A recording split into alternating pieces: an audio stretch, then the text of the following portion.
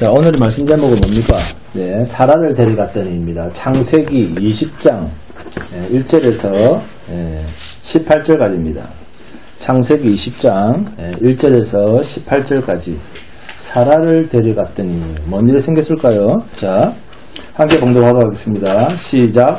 아브라함이 거기서 네겝의 땅으로 옮겨가 가데스와 술 사이 그랄에 거류하며 그의 아내 사라를 자기 누이라 하였으므로 그랄 왕 아비멜렉이 사람을 보내어 사라를 데려갔더니 그 밤에 하나님이 아비멜렉에게 현몽하시고 그에게 이르시되 내가 데려간 이 여인으로 말미암아 내가 죽으리니 그는 남편이 있는 여자임이라. 아비멜렉이 그 여인을 가까이 하지 아니하였으므로 그가 대답하되 주여 주께서 어려운 백성도 멸하시나이까.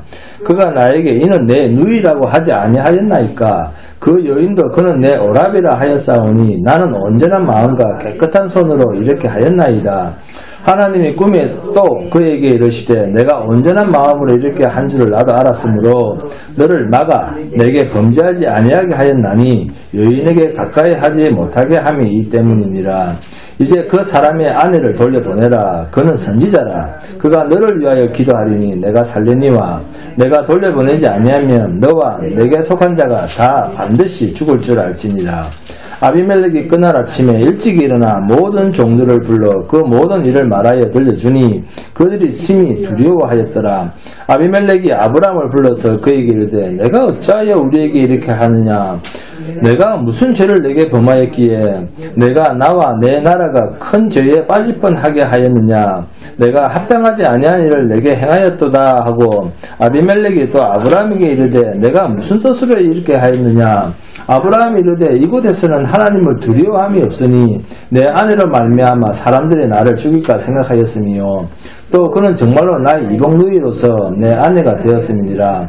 하나님이 나를 내 아버지의 집을 떠나 두루 다니게 하실 때 내가 아내에게 말하기를 이후로 우리의 가는 곳마다 그대는 나를 그대의 오라비라 하라.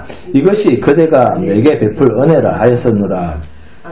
아비멜렉이 양과 소와 종들을 이끌어 아브라함에게 주고 그의 아내 사라도 그에게 돌려보내고 아브라함에게 이르되 내 땅이 내 앞에 있으니 내가 보기에 좋은 데로 거주하라 하고 사라에게 이르되 내가 은 1000개를 내 오라비에게 주어서 그것으로 너와 함께한 여러 사람 앞에서 내 수치를 가리게 하였노라. 내 일이 다 해결되었느니라. 아브라함이 하나님께 기도하며 하나님이 아비멜렉과 그의 아내와 여종을 치료하사 출산하게 하였으니 여호와께서 이왕에 아브라함의 아내 사라의 일로 아비멜렉의 집에 모든 태를 닫으셨음이더라.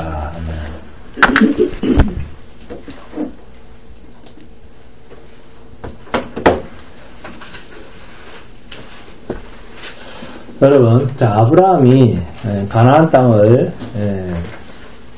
돈을 주고 산 것이 있다고 하면 그것은 자기 가족이 묻힐 막달라 불밖에는 없습니다. 이 외에는 전부 가나안 땅의 원주민들의 땅입니다. 그런데 하나님은 약속의 자녀들에게 가나안 땅을 주시겠다는 일방적인 약속을 하십니다. 그 사람이 살고 있어요. 주인들이 원래 살고 있어요. 그죠? 네? 그래도 하나님은 그 땅을 주시겠다 이렇게 얘기를 합니다. 왜 그럴까요? 하나님이 정했으니까. 그리고 왜 이런 분을 살고 있고 주인이 있는 땅을 뺏어서 주겠다 하는 이런 분을 왜 선하다, 하나님은 선하다 하시고 하나님은 인자하시다, 하나님은 자비하시다, 아름답다, 왜 이렇게 말을 할까요? 우리의 윤리 도덕으로 이해가 됩니까? 이사야서를 봅니다. 이사야서 40장 12절에서 17절입니다. 함께 봉독합니다.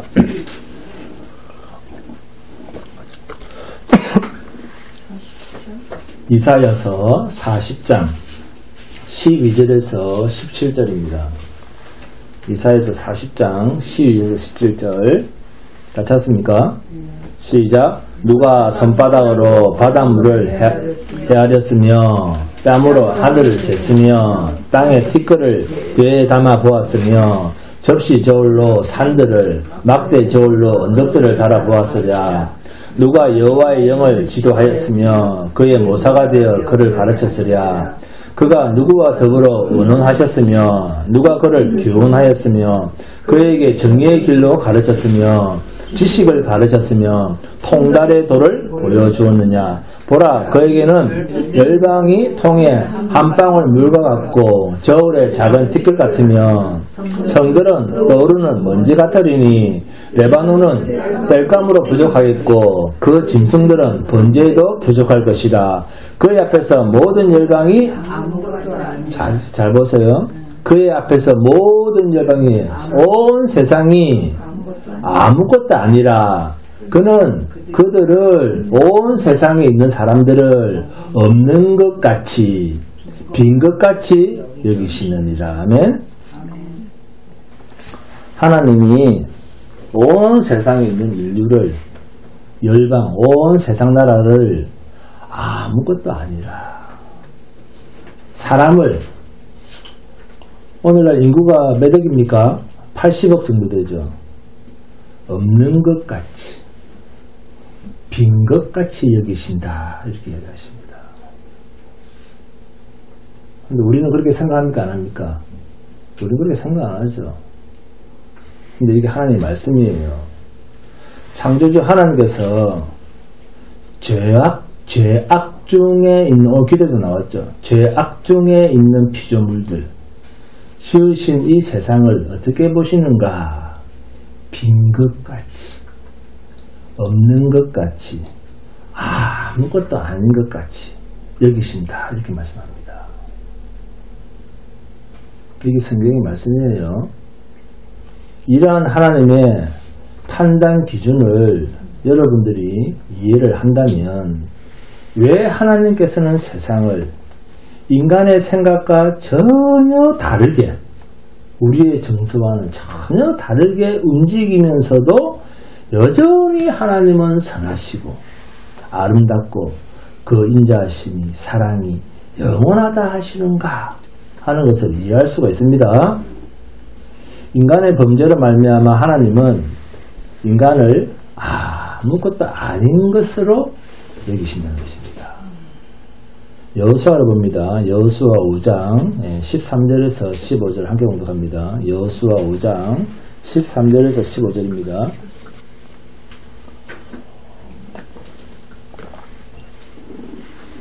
여호수아 5장 13절에서 15절 시작. 여호수아가 여리고에 가까이 이르렀을 때 눈을 들어 본즉 한 사람이 칼을 빼어 손에 들고 마주 서 있는지라. 여호수아가 나아가서 그에게 묻되 너는 우리를 위하느냐 우리의 적들을 위하느냐 하니 그가 이르되 아니라 나는 여호와의 군대 대장으로 지금 왔느니라 하는지라. 무슨 말입니까? 나는 하나님 편이지 너희 편들로 온 게 아니다 그 말이에요. 네? 여호수아가 가나안 땅 저 사람들 편이가 아니면 우리 편이가 그랬더니 이 편도 저 편도 아니고 나는 여호와 편이다. 이게 여호와의 군대 장관이 한 말입니다. 이스라엘을 할지라도 약속 바깥에 있으면 망한다 그 뜻이에요. 이 말을 듣자 여호수아가 얼굴을 땅에 대고 엎드려 절하고 그에게 이르되 내 주여 종에게 무슨 말씀을 하려 하시나이까. 여호와의 군대 대장이 여호수아에게 이르되 내 발에서 신을 벗어라 내가 선 곳은 거룩하니라 하니 여호수아가 그대로 행하니라 하며 가나안 땅에 들어갈 때 칼을 들고 서 있는 한 사람을 보고 우리 편이야 저 편이야 이렇게 물을 때 누구 편도 아니고 나는 하나님 편이야. 나는 하나님 편이야. 자, 그래도 따라합니다. 나는 하나님 편이야. 나는 하나님 편이야. 그런데 우리는 어떻게 생각합니까? 하나님이 내 편이야. 그런다는 거예요, 우리는. 예? 이게 문제라는 거예요, 이게. 우리 믿음의 신앙이. 하나님은 내 편이구나. 예수 믿었으니까. 이렇게 생각을 한다는 거예요. 하나님이 내 편이면 왜 어려움이 생깁니까? 내 기도하면 다 들어줘야지. 그러니까 하나님은 내가 원하시는 것들을 다 해주시는구나. 왜? 내 편이니까. 이렇게 생각을 합니다. 그런데 여러분, 하나님은 누구 편입니까? 하나님 자기 편입니다. 하나님은 하나님 자신의 편입니다. 그래서 여호수아에게 뭐라고 합니까? 내 발에서 신을 벗어라 하잖아요. 또 누구한테? 모세에게 내 앞에서 신을 벗어라. 무슨 뜻입니까? 너는 내 종이야 그 말이에요. 근데 우리는 주인을 부리려고 한다는 거예요. 너는 나의 종이야 그러는데 우리는 주인을 부린다니까요. 하나님의 명령을 받는 종의 신분이 성도입니다. 하나님의 명령을 받는 종의 신분이라는 것입니다. 내가 네 편을 들어주는 것이 아니라 네가 나를 위해서 존재해야 돼. 이해하셨습니까? 이 성도입니다. 네가 나를 위해서 존재해야 돼. 너는 내 종이야. 자, 하나님은 누구 편입니까? 하나님 자기 편입니다. 김혜식 원사님 이해하셨습니까? 네. 그게 잘 들네. 그래서 하나님은 아브라함을 위해서 그를 건져주시는 것이 아니라 하나님 당신의 약속을 지키기 위해서 아브라함과 아무 잘못이 없는 아비멜렉으로부터 아브라함의 아내를 보호하시는 거예요. 여기까지 이해가 돼야 됩니다. 하나님은 하나님 자기 편입니다. 그래서 로마서 14장 8절과 9절에서 바울이 함께 봉독합니다. 로마서 14장 8절과 9절입니다. 우리가 살아도 주를 위해서 살고 죽어도 주를 위하여 죽나니 그러므로 사나 죽으나 우리가 주의 것이로다. 이를 위하여 그리스도께서 죽었다가 다시 살아나셨으니 곧 죽은 자와 산 자의 주가 되려 하심이라. 외우시기 바랍니다. 김지수 권사님. 네. 죽은 자와 산 자의 주가 되려 하심이라. 무슨 뜻입니까? 주님 자기 영광을 위해서 살게 하시려고 우리 대신 죽으셨다. 그 뜻입니다. 성도가 예수를 믿고 구원을 얻는 목적이 어디에 있느냐? 주님 자신이 잘 되도록 하기 위해서 우리를 구원하셨다는 것입니다. 우리를 위해서 구원해 주신 것이 아니고 주님 자신을 위해서, 주님 자기 영광을 위하여 우리를 구원해 주셨습니다. 먼저 순서가 이렇습니다. 모든 사람은 누구를 위해서 삽니까? 자기 자신을 위해서 삽니다. 그러니 어찌 나 아닌 다른 자에게 영광을 돌릴 수가 있겠습니까? 그런데 이것이 누구한테는 가능하다? 성도에게만 가능하다는 것입니다.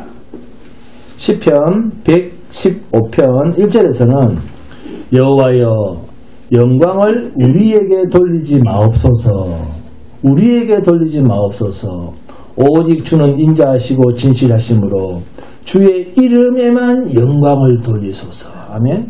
주의 이름에만 영광을 돌리소서. 이것이 주께서 우리를 대신해서 십자가에서 죽으실 것을 미리 계시한 시편 찬송입니다.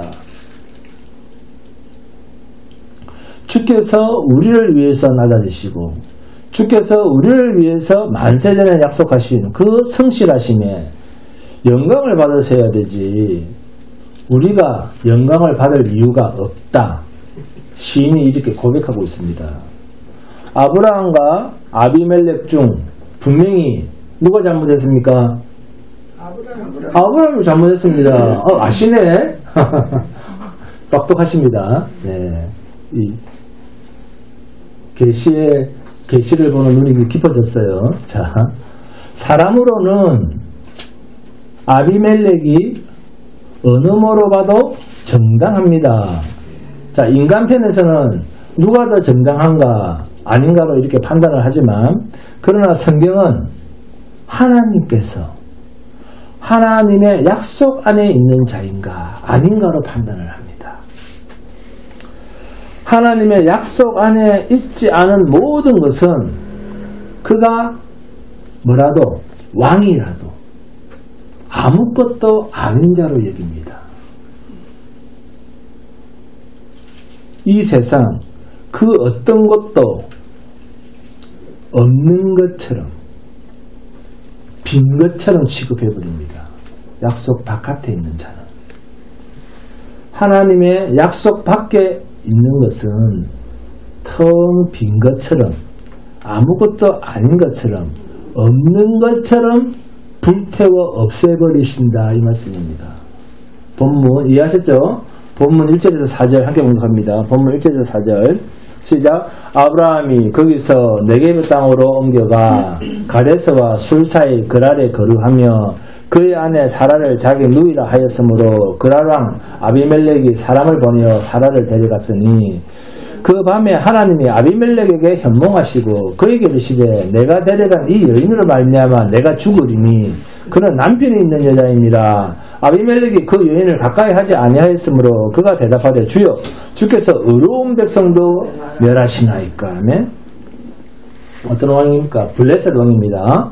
블레셋 왕 아비멜렉이 아브라함의 아내 사라를 아내로 취하려 한 것은 분명히 아비멜렉의 잘못은 아닙니다. 아브라함과 사라 두 사람 모두 서로 부부 관계인 것을 속이고 오라비와 누이라는 관계로 거짓말을 했기 때문에 블레셋 왕 아비멜렉이 사라를 취하려고 한 겁니다. 그럼에도 하나님은 자 누구를 먼저 뭐라 해야 됩니까? 거짓말을 한 사람을 뭐라 해야 됩니까? 아니면 그 속은 사람을 뭐라 해야 됩니까? 거짓말을 한 사람을 먼저 뭐라고 해야 되잖아요. 그럼에도 하나님은 아브라함을 책망하는 것이 아니라 아비멜렉을 찾아가셔서 그를 책망하십니다. 잘못은 누구한테 있습니까? 아브라함한테 있는데 잘못은 아브라함이 했는데 왜 아비멜렉을 책망하실까요? 이유가 뭘까요? 자, 본문 5절입니다. 그가 나에게 이는 내 누이라 하지 아니하였나이까. 그 여인도 그는 내 오라비라 하였사오니 나는 온전한 마음과 깨끗한 손으로 이렇게 하였나이다. 자, 사라나 아브라함이나 둘 다 거짓말을 했어요. 그죠? 자, 아비멜렉을 속인 자는 자 아브라함이요 사라입니다. 자, 그러면 우리의 정서로는 하나님께서 아브라함에게 나타나셔서 내 이놈 네가 어떻게 그렇게 나쁜 짓을 할 수가 있냐? 너 언제 벌을 꽂힐래? 네?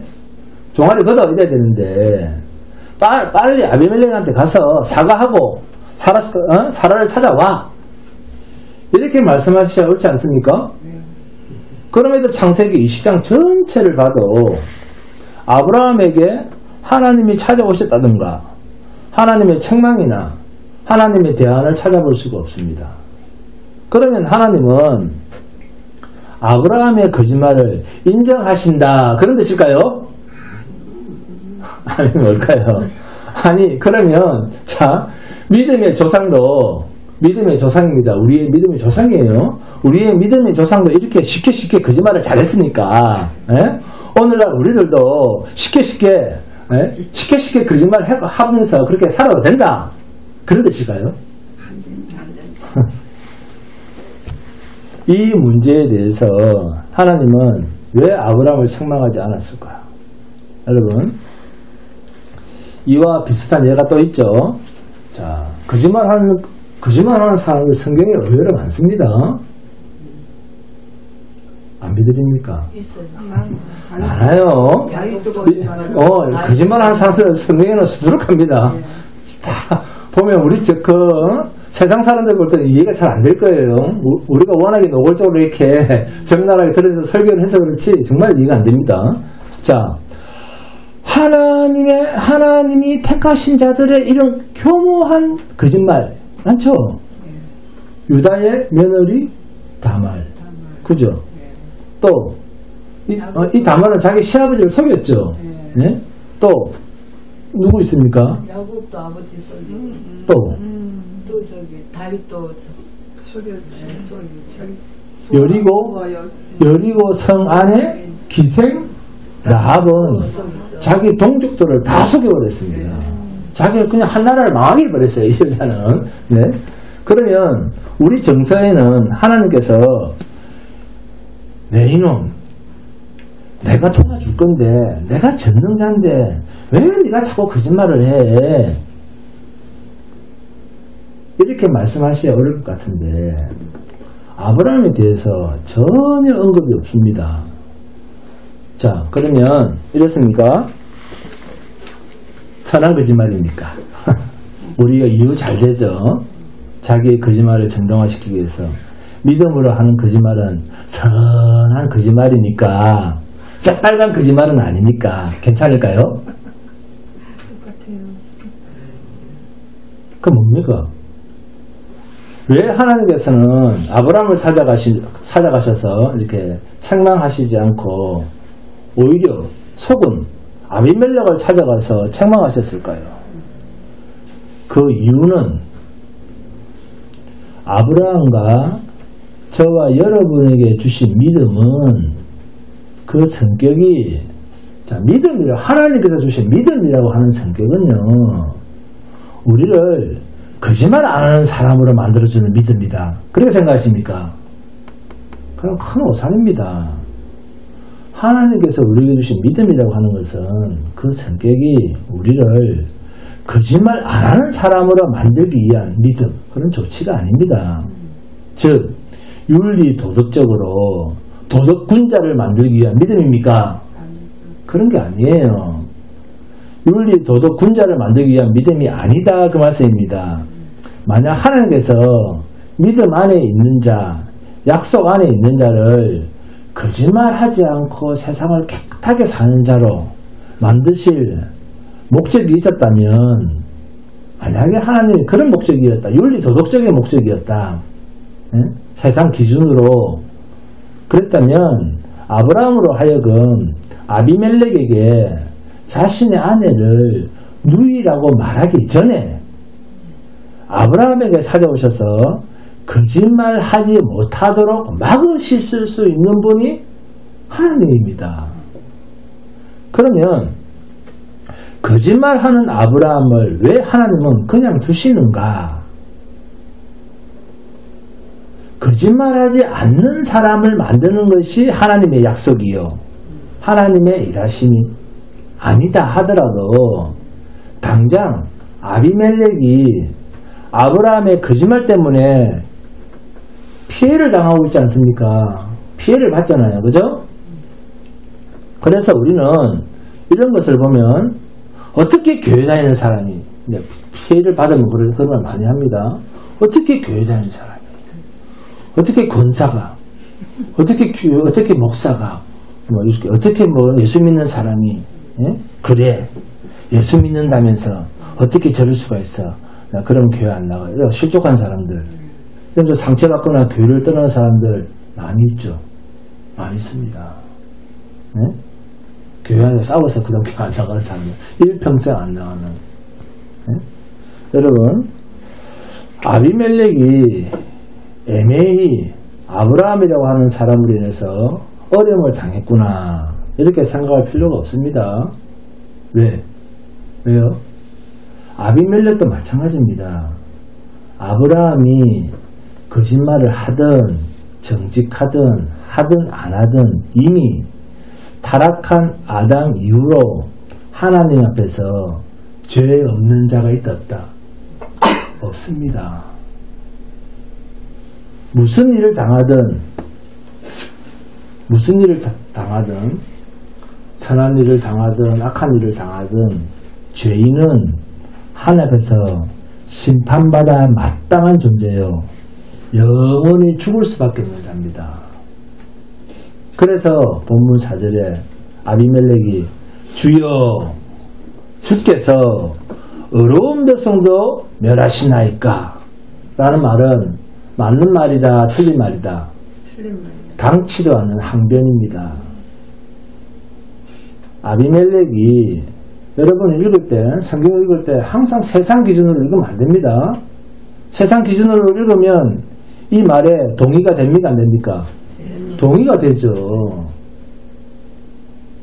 아비멜렉이 아브라함한테 속기 전에는 의로운 자였는가? 그런 사람이 아니다. 아브라함의 거짓말로 인해서 아비멜렉이 하나님 앞에서 큰 죄를 저지를 뻔했다. 이렇게 말을 하지만 이 사건과 상관없이 아비멜렉은 하나님 앞에서 죄 있는 자도 없다. 죄 있는 자다. 그 말씀입니다. 그러면 왜 하나님은 이러한 자 앞에 아브라함을 세워서 아브라함으로 하여금 거짓말을 하게 내버려 두시는가? 그것은 아브라함의 역할이 있다는 거예요. 아비멜렉 앞에서 하나님의 역할 첫 번째가 뭡니까? 아비멜렉 앞에서의 아브라함의 역할 첫 번째가 뭐죠? 선지자라는 것이에요. 본문 7절입니다. 그는 선지자라. 그가 너를 위하여 기도하리니 내가 살려니와 아브라함을 아비멜렉에게 보내신 목적은 뭡니까? 선지자로 보냈다는 것입니다.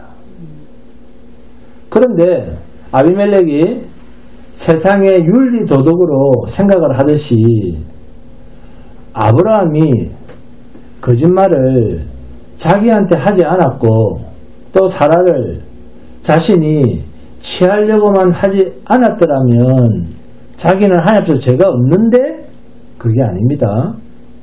오늘날 우리가 하나님 앞에서 일평생 또는 몇 가지 착한 일, 봉사, 옳은 일을 하고 착한 일을 하고 바른 양심을 가지고 일평생 깨끗이 살았다고 마치 죄가 없는 자인 것처럼 어리석은 교만을 떨 수 있는 존재는 이 세상에서 아무도 없습니다. 내가 양심선언을 했다.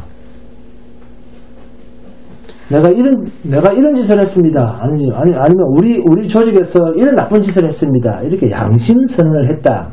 그것도 하나님 앞에서는 아무런 의미가 없습니다. 왜요? 죄라고 하는 것은 사람과 사람의 문제가 아닙니다. 죄라고 할 때 그 죄는 항상 하나님과 피조물 인간관계에서 판단되어지는 문제입니다. 그래서 죄의 문제는 하나님 앞에서 하나님과 해결해야 될 문제입니다. 죄란 하나님과 사람 사이에서 설정되어지는 문제이기 때문에 반드시 이 죄의 문제가 없어지려면 하나님 편에서 해결자로 나서야 됩니다. 그래서 우리 앞에 하나님이신 분, 이 죄 문제를 해결하기 위해서 누가 등장합니까? 예수가 등장한 것입니다. 이것을 설명하시려고 하나님께서는 아비멜렉 앞에 아브라함을 세우신 거예요. 결국 거짓말을 하고 있는 아브라함이 아니라 아비멜렉을 찾아가셔서 하나님이 책망하시는 것은 하나님의 약속 안에 있는 아브라함이 어떤 역할을 하는 존재인가 하는 것을 누구한테 보여주고 있습니까? 아비멜렉에게 보여주고 있는 것입니다. 하나님은 거짓말을 하고 있는 아브라함을 찾는 것이 아니라 아비멜렉을 찾아가서 책망을 하십니다. 왜요? 아비멜렉에게 하나님의 약속 안에 있는 아브라함이 어떤 역할을 하는 존재인가 하는 것을 드러내시려고 그러는 거예요. 그러니까 아비멜렉 너는 이 역할자가 없으면 이 선지자가 없으면 아브라함이 없으면 너는 살 수가 없다는 것입니다. 거짓말이든 뭐든 죄의 문제는 항상 하나님과의 관계에서 설정이 됩니다. 그러니까 누가 나의 약속 안에 있는 자인가? 하나님의 약속 안에 있는 자를 통해서만 죄의 문제를 해결할 수 있다는 거예요. 이 죄의 문제 때문에 아비멜렉에게 아브라함을 등장시키는 것입니다. 내 몸에서 날짜가 내 자손이 되리라 했는데, 만일 아브라함의 아내 사라가 아비멜렉의 아내가 되어버리면 아브라함에게 담아둔 하나님의 약속은 어떻게 되겠습니까? 하나님의 약속이 깨질까요? 계속 유지가 될까요? 깨지죠. 그렇기 때문에 아비멜렉이 사라를 아내로 삼는 것 자체가 하나님의 약속의 해방자가 된다, 그 말씀입니다. 하나님의 약속의 자녀를 낳을 자로 이미 지명된 사라를 이방인 아비멜렉이 그녀를 아내로 맞이한다는 그 자체가 하나님의 약속의 자손을 낳을 자에게 회방꾼 노릇을 하게 된 것이다. 하나님의 일을 방해하는 방해자가 된다. 그것이 하나님 앞에서는 범죄함이 된다는 것입니다. 그래서 우리 안에 약속을 담으신 하나님께서는 우리 안에서 하나님의 일을 방해하려고 하는 누구? 우리. 늘 하나님의 일을 방해하려고 하는 우리를 하나님 스스로가 막으시기 때문에 아비멜렉을 막으셨듯이 우리도 하나님의 일을 방해하려고 하는 일들을 막으시기 때문에 우리 안에 담으신 하나님의 약속이 이루어져 가는 것입니다. 우리가 뭔가 스스로 결단하고 합시다 해서 절제하고 뭔가 조심하고 이런 어리석은 생각을 하는 사람은 종교인이지 그 이상은 아닙니다. 성령께서 우리 안에서 지속적으로 우리를 하나님의 일, 약속하신 하나님의 일을 이루어 가시는 데 있어서 우리가 방해하지 못하도록 하나님께서 아비멜렉을 찾아가서 막으셨듯이 성령이 우리를 딱 막아서 하나님의 방해꾼이 되지 않도록 우리 안에서 역사하시기 때문에 우리가 아직도 하나님 앞에 서 있는 거예요. 얼마나 감사하고 기쁜 일입니까? 신자가 어떨 때 하나님의 약속을 벗어난 해방자로 드러납니까? 우리가 어떨 때 하나님 일을 방해하는 해방자로 드러나죠? 여러분은 어떤 거를 하나님 일을 방해하는 해방이라고 생각을 합니까? 하나님께서 약속하시고 하나님께서 우리 안에서 이루어 가시는 일은 뭡니까? 성령이 우리 안에서 하시는 일이 뭡니까? 그리스도 예수의 십자가 사건 아닙니까? 네?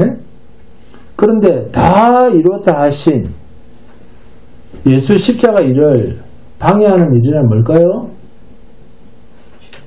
뻔하잖아요. 유대인들처럼 하는 겁니다. 유대인들처럼 하는 것들. 이게 하나님을 방해하는 일들입니다. 유대인들처럼 사는 것. 자기 행위로 거룩하게 되려고 하는 그 종교 행위가 바로 하나님의 일을 방해하는 회방자입니다. 이런 종교 행위를 하는 것을 성령님은 우리 안에서 막으십니다. 우리도 종교인으로 사람들 앞에서 인정받는 행세를 할 수 있습니까? 없습니까? 우리도 할 수 있습니다. 우리도 할 수 있는데 못하는 것은 우리가 안 하는 것이 아니라 성령이 가로막아서 그렇습니다. 아비멜렉이 가셔서 사라를 범하지 못하도록 막아서신 그 하나님이 저와 여러분을 지키시기 때문에 하나님의 회방꾼의 자리까지 나아가지 못한 것이지 우리가 뭔가 결단하고 의지를 발동시키고 잘 절제해서 천만의 말씀입니다. 성령이 우리 안에 계시지 않으면 우리는 늘 하나님의 해방자 역할밖에 못합니다. 믿음도 내 공로로 내가 믿어서 그렇습니까? 그게 아닙니다. 하나님의 일하심으로 되는 은혜의 열매입니다. 자, 본문 7절입니다. 이제 그 사람의 아내를 돌려보내라. 그는 선지자라. 그가 너를 위하여 기도하리니 내가 살려니와 내가 돌려보내지 아니하면 너와 내게 속한 자가 다 반드시 죽을 줄 알지니라. 아멘. 자, 선지자라고 하는 말은 하나님 편에 서서 하나님의 계시를 드러내는 역할자, 하나님의 계시를 전달하는 자라는 뜻입니다. 미리 알았다 그 말입니다. 무엇을? 하나님의 마음을. 그러니까 하나님의 계시를 미리 알고 전달하는 역할자입니다. 사라를 범하지 않은 아비멜렉은 하나님이 막았기도 했고 그래서 하나님 앞에서 범죄하지 않은 것이 되는데 그런데도 그가 너를 위하여 기도하리니 내가 살려니와 이런 말씀을 하세요. 죄를 안 지었는데 아비멜렉은 분명히 범죄하지 않았기 때문에 죄는 짓지 않았어요. 그런데도 그가 너를 위하여 기도하리니 내가 살려니와 기도 안 해주면 죽는다는 거예요. 아비멜렉 그 가문이 다. 왜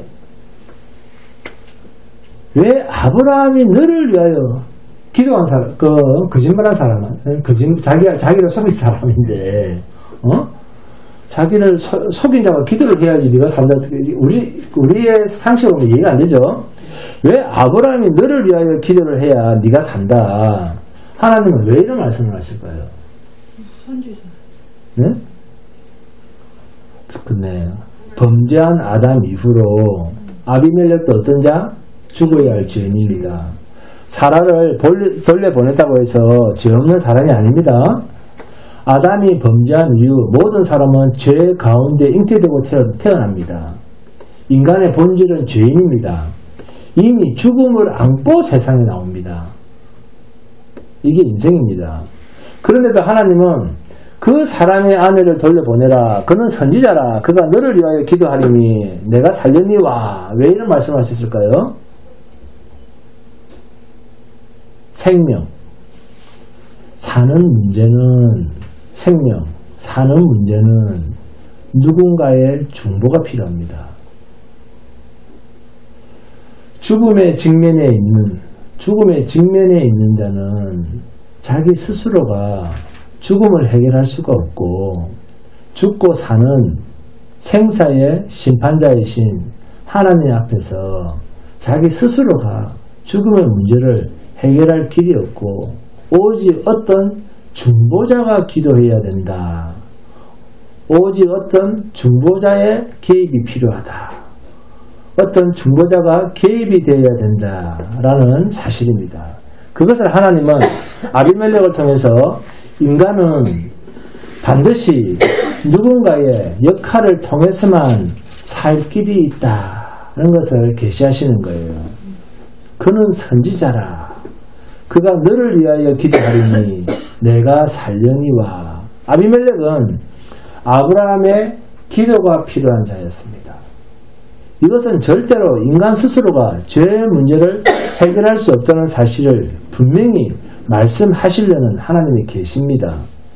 하나님께서는 아비멜렉을 통해서 아브라함이 왜 세상에 있어야 할 존재인가를 말씀하고 있는 거예요. 아브라함이 왜 세상에 있어야 되는가? 사라에 대한 행위만을 생각해 본다면 아비멜렉은 굳이 아브라함의 기도가 필요가 없습니다. 사람만 돌려보내면 자기는 하나님 앞에서 범죄하지 않은 자가 됩니다. 그래서 현대의 모든 세상 사람들의 착각도 이런 수준이에요. 오늘날의 모든 사람들 다 이런 착각을 하고 살아갑니다.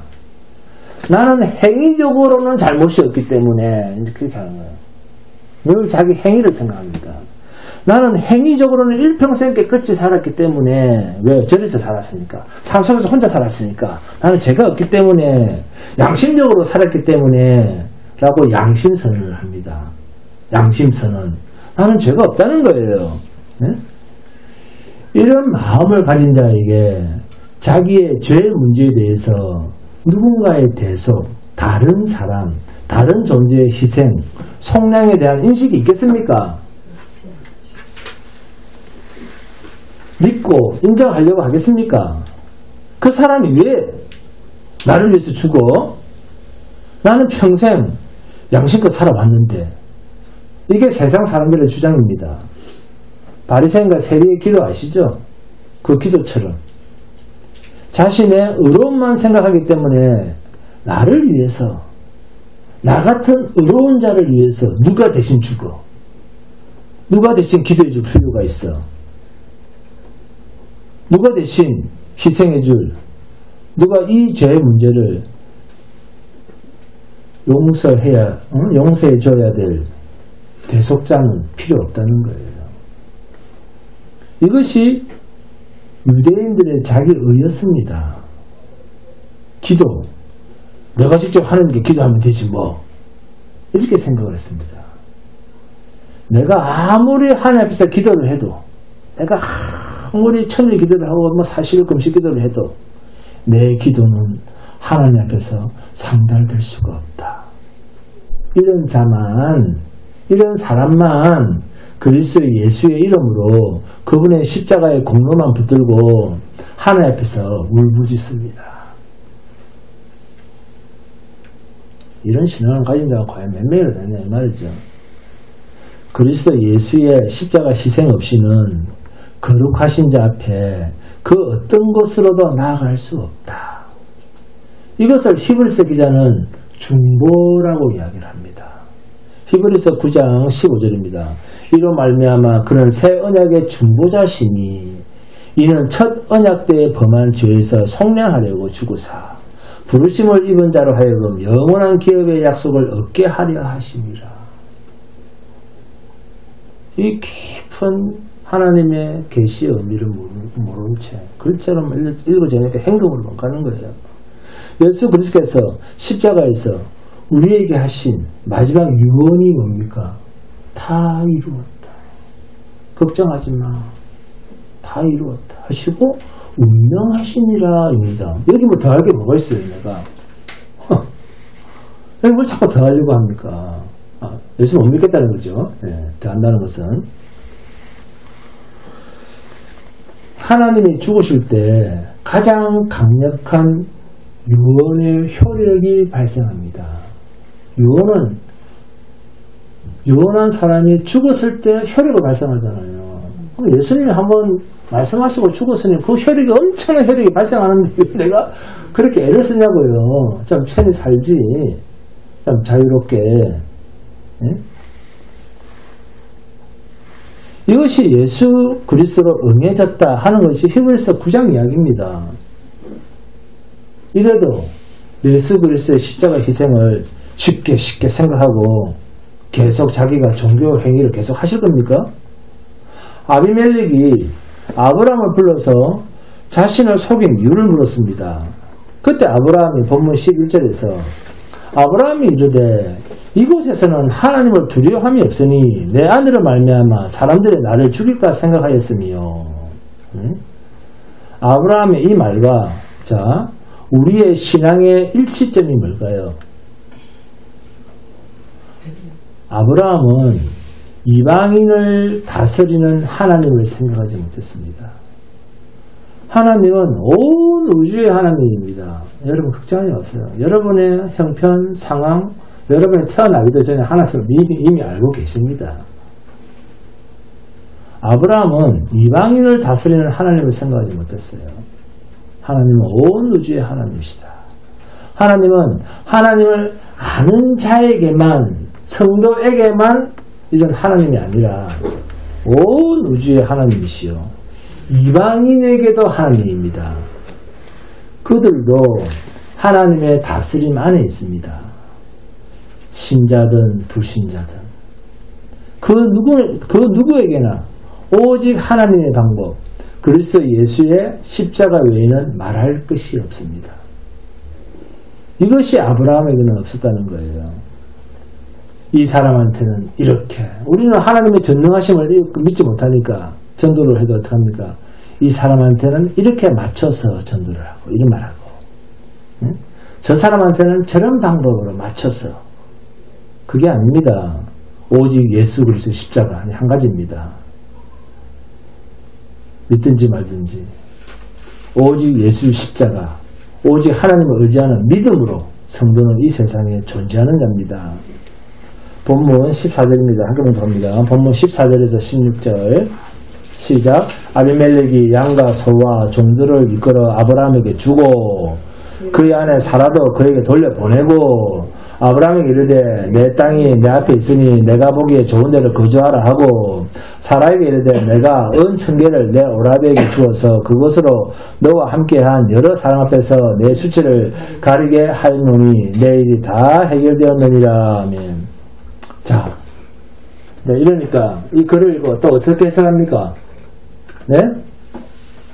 아직 아브라함은 거짓말을 하고도 복 받은 거죠. 부럽습니까? 세상은 뭡니까? 세상은 인과응보입니다. 인과응보. 잘하면 뭐 받고? 복 받고. 잘못하면 벌 받고. 그런데 아브라함은 잘못을 했잖아요. 그러면 벌을 받아야 됩니까? 복을 받아야 됩니까? 뭘 받아야지. 근데 아브라함은 잘못을 했는데 뭘 받았다? 재물을 받아. 복 받았다. 아브라함이 거짓말 했는데 뭐 받았다? 복 받았다. 세상은 인과응보인데, 자, 성경기랑 비교해보니까 어떻습니까? 안 맞죠? 아브라함이 아비멜렉에게 받은 그 재물이 하나님께서 복이라고 상이라고 말씀하신 적이 있습니까? 없어요. 없습니다. 그런데도 아브라함이 거짓말을 하고도 많은 재물을 얻고 나온 것은 사실입니다. 그럼 그 이유는 뭘까요? 왜 아비멜렉은 자신에게 거짓말을 한 아브라함을 왜 잘 대접하고 재물까지 줬을까요? 기도해서 살려줬어요. 그건 아브라함을 위해서입니다. 아브라함을 위해서. 아브라함의 불신앙을 깨닫게 하시려고 하는 하나님의 일하심입니다. 즉 이방인에게 역사하시는 하나님을 아브라함은 몰랐다는 거예요. 자신에게 책임 추궁을 해야 할 아비멜렉이 오히려 자신에게 재물을 내놓는 것을 보면서 하나님께서 아비멜렉에게 역사를 하셔서 내게 책임 추궁을 하는 것이 아니라 물질까지 내어주시게 하시는구나. 이것은 전능하신 하나님의 계획이시구나 하는 것을 깨닫게 하시는 것입니다. 그만큼 연약하다는 거죠. 아브라함이. 하나님께서는 이방인에게도 살아계시고 역사하시고 간섭하시고 자기 마음대로 하지 못하도록 하는 그런 분이시구나 하는 것을 깨닫게 하시기 위한 하나님의 조치다 그 말씀입니다. 아비멜렉이 아브라함을 선대하게 하는 방법으로 하나님은 아브라함에게 당신님을 새롭게 계시하시고 가르쳐 주신 것입니다. 그러므로 하나님은 어떤 분이신가 하는 것을 아는 것만큼 하나님은 어떤 분이신가 하는 것을 아는 것만큼 더 큰 복이란 없습니다. 특히 성도에게는.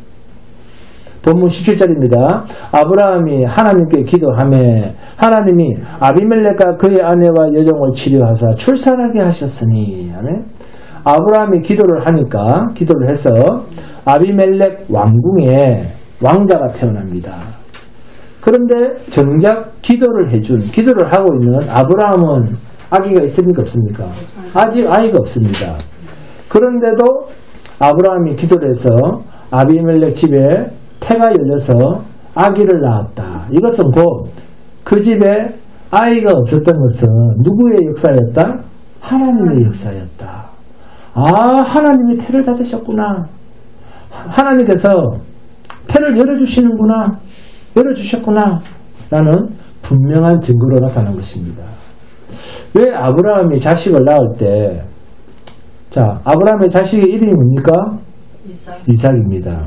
이삭. 히브리어로 이츠하크입니다. 이츠하크. 뜻이 뭘까요? 이삭의 뜻은 그는 웃었다. 그가 웃었다라는 이야기예요. 지금 아브라함은 태가 다친 이방인 아비멜렉 앞에 와서 기도하면서 하나님은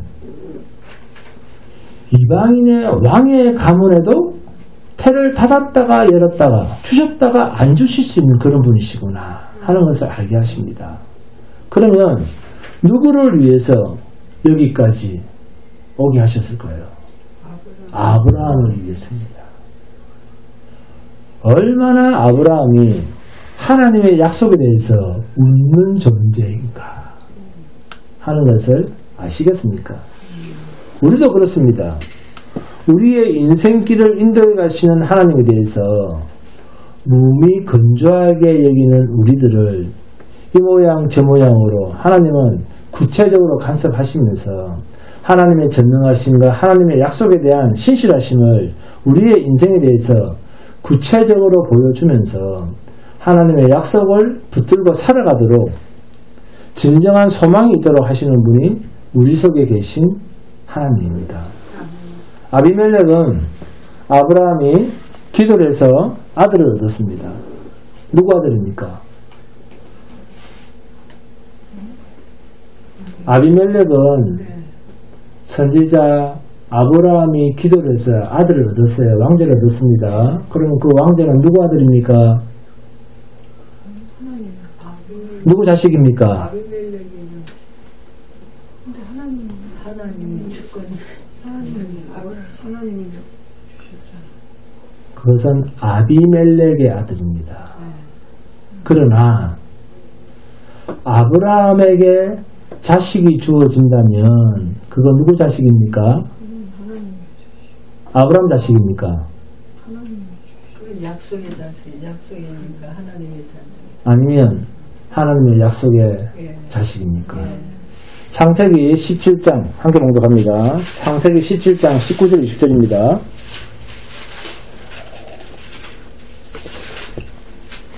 창세기 17장 19절 20절 시작. 하나님이 이르시되 아니라 내 아내 사라가 내게 아들을 낳으리니 너는 그 이름을 이삭이라 하라. 내가 그와 내 언약을 세우리니 누구와 언약을 세운다고요? 이삭. 아직 태어나지도 않은 그 이삭과 언약을 세우리니 그의 후손에게 영원한 언약이 되리라.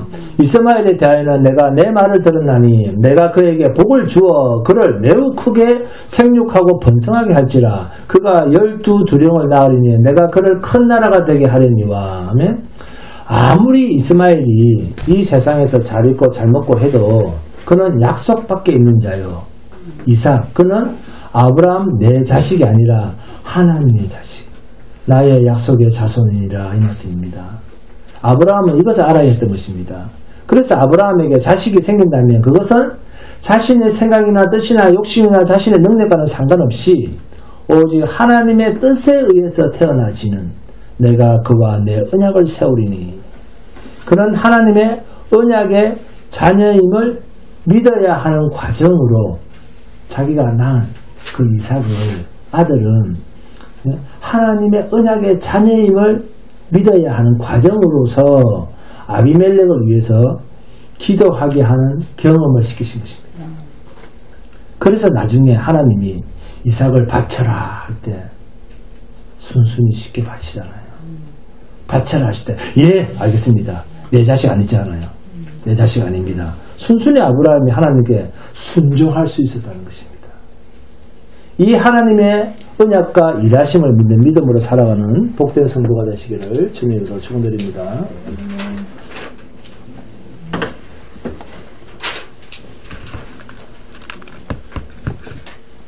오늘 찬송합니다. 찬송가 54장입니다.